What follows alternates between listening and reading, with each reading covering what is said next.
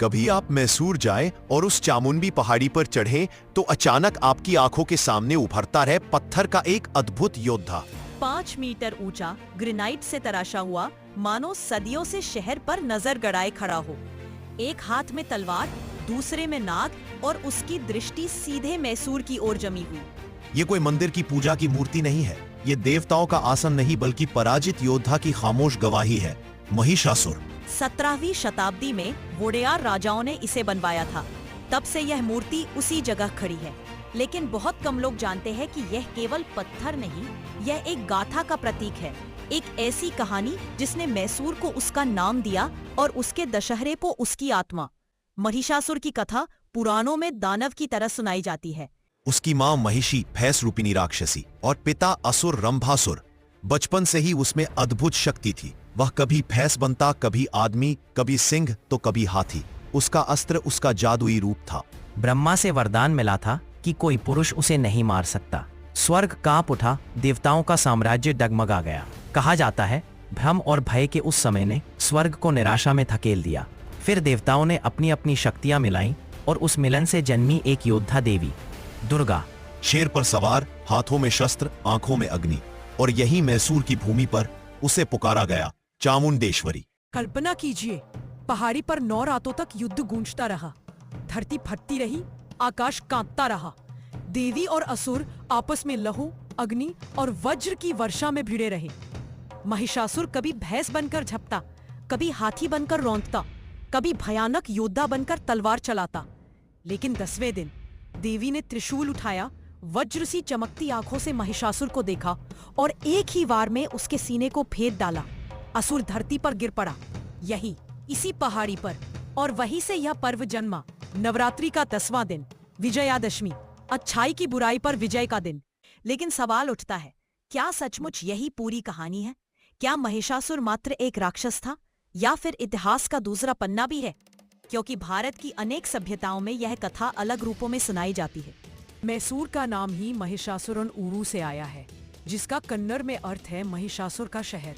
यहाँ कभी ये पूरा क्षेत्र महिषमंडल कहलाता था, महिषासुर का साम्राज्य। और महिष का मतलब भैंसा भी होता है, जो शायद इस इलाके की पुरानी भैंस पालन अर्थव्यवस्था की कहानी बताता है।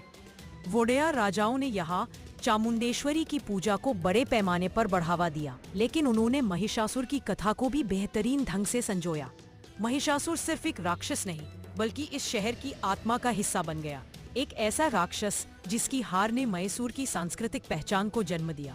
दशहरे में जहां देवी की विजय का भव्य जश्न होता है, वहीं महिषासुर की छवि को कला और संस्कृति के रूप में आदर भी मिलता है। मैसूर के लोग उसे अपनी जड़ों का अभिन्न हिस्सा मानते हैं, एक प्राचीन योद्धा जिसने इस धरती को अपना नाम दिया।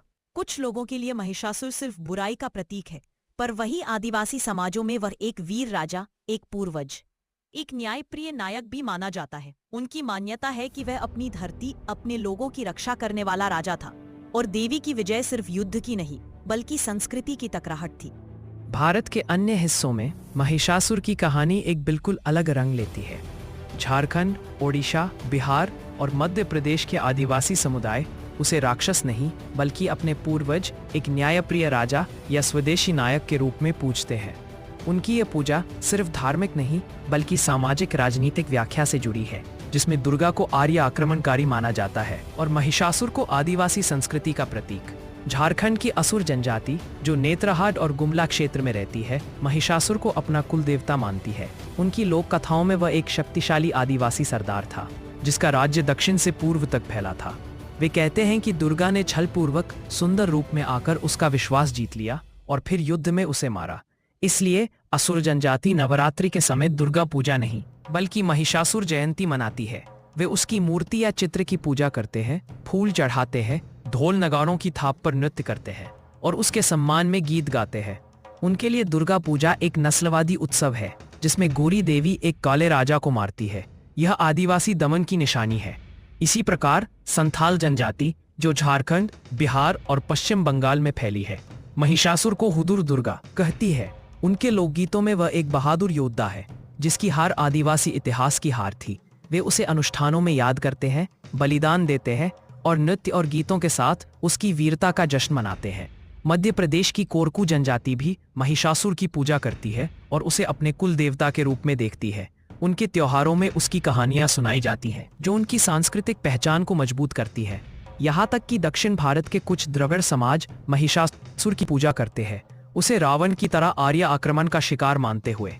मैसूर के अशोकपुरम क्षेत्र के कुछ निवासी स्वयं को महिषासुर के वंशज मानते हैं और छोटे मोटे अनुष्ठानों के माध्यम से उसकी याद करते हैं। यह पूजा पारंपरिक हिंदू धर्म से अलग है। यह आदिवासी पहचान, प्रतिरोध और इतिहास की पुनर्व्याख्या का एक रूप है। कुछ लोग इसे हिंदू विरोध कहते हैं, लेकिन आदिवासी इसे अपनी विरासत, अपनी अस्मिता का दावा मानते हैं। यही है महिषासुर की सबसे बड़ी पहेली। एक ओर वह पौराणिक ग्रंथों में एक दुष्ट असुर के रूप में माना जाता है, तो दूसरी ओर आदिवासी स्मृतियों में वह एक प्रिय नायक, एक बहादुर शासक है। कहीं वह पराजित दानव है, दुर्गाओं का शत्रु, तो कहीं वह एक ऐसे शासक की याद है जिसने बाहरी आक्रमणकारियों के सामने अपनी धरती की रक्षा की। कई विद्वान इसे इतिहास और संस्कृति की टकराहट मानते हैं। यह वह संघर्ष है जो आर्यों और आदिवासियों के बीच हुआ था, जहां दुर्गा सिर्फ देवी नहीं बल्कि आर्य आक्रांताओं की शक्ति का प्रतीक बन गई और महिषासुर आदिवासी प्रतिरोध की आवाज। अब सवाल यह है, महिषासुर वास्तव में कौन था? क्या वह एक राक्षस था, देवताओं का शत्रु, या एक पराक्रमी राजा था जिसने अपनी धरती की रक्षा की पर अंततः छल और धोखे का शिकार बन गया? शायद यही इस कथा की सबसे बड़ी ताकत है। एक ही पात्र के दो चेहरे, दो बिल्कुल अलग विलासते। मैसूर में जहां उसे देवी की विजय का प्रतीक मानकर पत्थर में घड़ा गया, वहीं आदिवासी गांवों में उसकी याद को गीतों, कथाओं और पर्वों में जिंदा रखा गया। और यही कहानी हमें चुनौती देती है। तैयार है आप तय करने के लिए महिषासुर आपके लिए कौन है? अब फैसला आपका है। आपकी नजर में क्या महिषासुर एक राक्षस था या एक भूला हुआ राजा? आप सुन रहे हैं यही है इतिहास, बाकी सब तो बकवास है। ऐसे ही अद्भुत कहानियां सुनते रहने के लिए हमारे चैनल को लाइक करें, शेयर करें और सब्सक्राइब करना ना भूलें। धन्यवाद। नमस्ते।